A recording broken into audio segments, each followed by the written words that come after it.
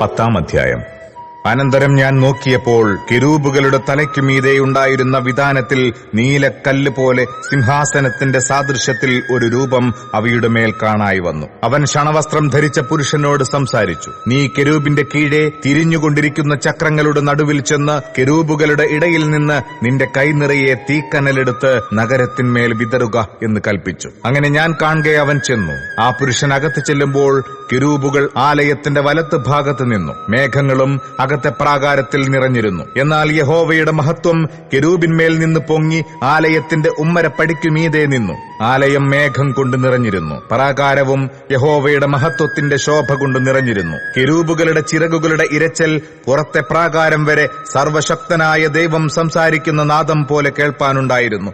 എന്നാൽ അവൻ ശണവസ്ത്രം ധരിച്ച പുരുഷനോട്, നീ കെരൂബുകളുടെ ഇടയിൽ നിന്ന് തിരിഞ്ഞുകൊണ്ടിരിക്കുന്ന ചക്രങ്ങളുടെ നടുവിൽ നിന്നു തന്നെ തന്റെ കൈ കെരൂബുകളുടെ നടുവിലുള്ള തീയിലേക്ക് നീട്ടി കുറെ എടുത്ത് ശണവസ്ത്രം ധരിച്ചവന്റെ കയ്യിൽ കൊടുത്തു. അവൻ അത് വാങ്ങി പുറപ്പെട്ടു പോയി. കെരൂബുകളിൽ ചിറകുകൾക്ക് കീഴെ മനുഷ്യന്റെ കൈ പോലെയൊന്ന് കാണായി വന്നു. ഞാൻ കെരൂബുകളുടെ അരികെ 4 ചക്രം കണ്ടു. ഓരോ കെരൂബിനരികെ ഓരോ ചക്രമുണ്ടായിരുന്നു. ചക്രങ്ങളുടെ കാഴ്ച പുഷ്പരാഗം പോലെയായിരുന്നു. അവയുടെ കാഴ്ചയോ 4നും ഒരു ഭാഷയായിരുന്നു. ചക്രത്തിൽ കൂടി മറ്റൊരു ചക്രമുള്ളതുപോലെ തന്നെ അവയ്ക്ക് 4 ഭാഗത്തേക്കും പോകാം. തിരിവാൻ ആവശ്യമില്ലാതെ തല നോക്കുന്ന ഇടത്തേക്ക് അതിന്റെ പിന്നാലെ അവ പോകുമ്പോൾ തിരിയുകയുമില്ല. അവയുടെ ദേഹത്തിൽ എങ്ങും മുതുകിലും കൈയിലും ചിറകിലും ചക്രത്തിലും 4ലുമുള്ള ചക്രത്തിൽ തന്നെ ചുറ്റും അടുത്തടുത്ത് കണ്ണുണ്ടായിരുന്നു. ചക്രങ്ങൾക്കോ ഞാൻ കേൾക്കെ ചുഴലികൾ എന്നു പേർ വിളിച്ചു. ഓരോന്നിനും 4 മുഖമുണ്ടായിരുന്നു.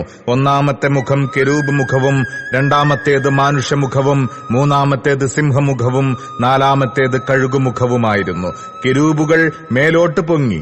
ഇത് ഞാൻ കെബാർ നദീതീരത്തു വെച്ചു കണ്ട ജീവി തന്നെ. കെരൂബുകൾ പോകുമ്പോൾ ചക്രങ്ങളും ചേരെ തന്നെ പോകും. ഭൂമിയിൽ നിന്ന് പൊങ്ങുവാൻ കെരൂബുകൾ ചിറക് വിടർത്തുമ്പോൾ ചക്രങ്ങൾ അവയുടെ പാർശ്വം വിട്ടുമാറുകയില്ല. ജീവികളുടെ ആത്മാവ് ചക്രങ്ങളിലായിരുന്നതുകൊണ്ട് അവ നിൽക്കുമ്പോൾ ഇവയും നിൽക്കും, അവ പൊങ്ങുമ്പോൾ ഇവയും പൊങ്ങും. പിന്നെ യഹോവയുടെ മഹത്വം ആലയത്തിന്റെ ഉമ്മരപ്പടി വിട്ട് പുറപ്പെട്ട് കെരൂബുകളിൻ മീതെ വന്നു നിന്നു. അപ്പോൾ കെരൂബുകൾ ചിറകു വിടർത്തി. ഞാൻ കാണെ ഭൂമിയിൽ നിന്ന് മേലോട്ട് പൊങ്ങി. അവ പൊങ്ങിയപ്പോൾ ചക്രങ്ങളും ചേരെ തന്നെയുണ്ടായിരുന്നു. എല്ലാം കൂടെ യഹോവയുടെ ആലയത്തിന്റെ കിഴക്കേ പടിവാതിൽക്കൽ ചെന്നു നിന്നു.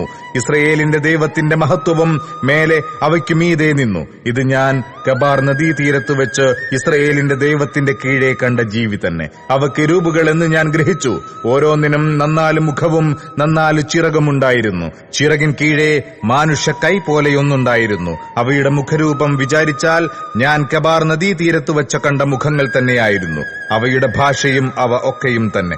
അവ ഓരോന്നും നേരെ മുമ്പോട്ട് തന്നെ പോകും.